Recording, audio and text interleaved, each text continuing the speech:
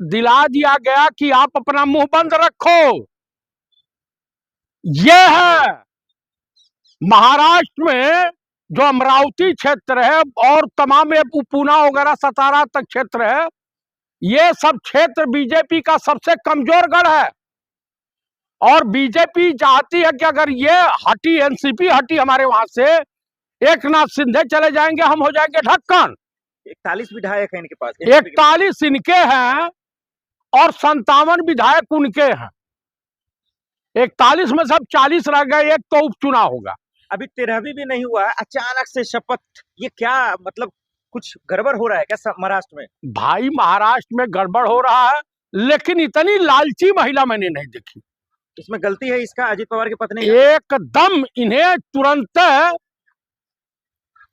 जो है उसको छोड़ देना चाहिए। हाँ, मतलब कुर्सी को लात मार देना चाहिए। लात मार देना चाहिए, तब ये अच्छी गृहिणी, अच्छी पत्नी अपने पति के प्रति सच्ची श्रद्धांजलि होती। शरद पवार भी यही कह रहे थे, जल्दबाजी क्यों है भाई, हमसे पूछा भी नहीं गया, हमसे मशवरा भी नहीं लिया गया शपथ पत्र को लेकर।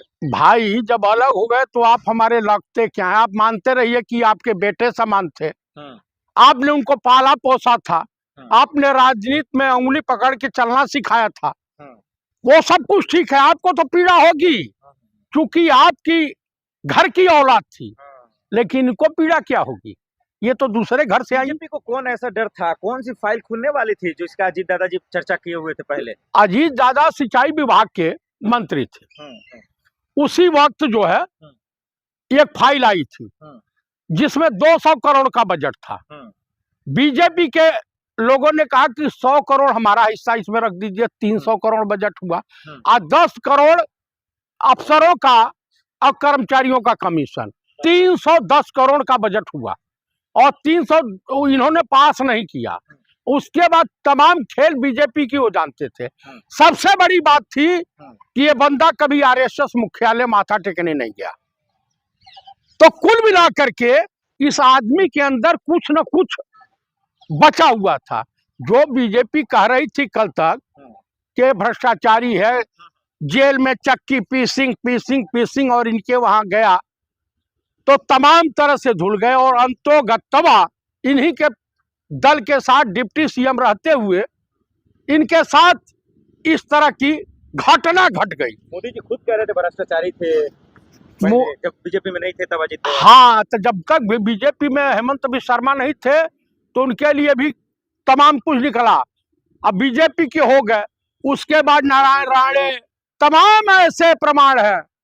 एक बंगाल वाला है जो कोयले की दलाली करता है, शुभेंदु अधिकारी। तो तमाम तरह के इस तरह के लोग हैं। आप बताइए, मुझे कांग्रेस से बड़ी नाराजगी ये है कि आपने सबसे ज्यादा दिन सत्ता किया, हिंदुस्तान को आप लूट नहीं कर पाए, और बीजेपी ने 11-12 साल में हिंदुस्तान को लूट लिया। अजीत पवार के निधन का जिम्मेदार कौन है?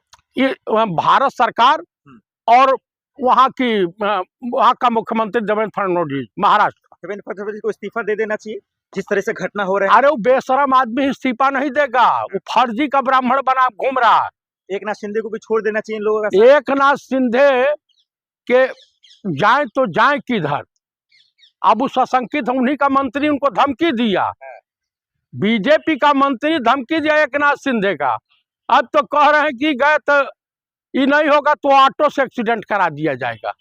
ऐसी चर्चाएं हैं मार्केट में। महाराष्ट्र की सियासत में कुछ ठीक नहीं चल रहा है। महाराष्ट्र की ही नहीं, हिंदुस्तान की सियासत में मैं विपक्ष के तमाम नेताओं से, अखिलेश जी, ममता दीदी और तमाम नेताओं से अनुरोध करूंगा कि कृपया अपनी सुरक्षा स्वयं करें, रात में ना निकलें, प्लेन हवाई जहाज से किसी को बता के न जाएं, कब वो प्लेन एक्सीडेंट हो जाएगा कोई भरोसा नहीं। बता दीजिए, क्या अजीत पवार जी की पत्नी को एक कुर्सी छोड़ देना चाहिए? अभी एकदम उनको शपथ नहीं लेनी चाहिए थी, उन्होंने ले करके अपने बच्चों के भविष्य के साथ खिलवाड़ कर दिया। अभी भी वक्त कुर्सी छोड़ दे, अभी भी लात मार करके वो एकदम घर वापस आ जाए। राज्यसभा है ना आप, तो क्या दिक्कत है कि कौन सी लालच है आपको?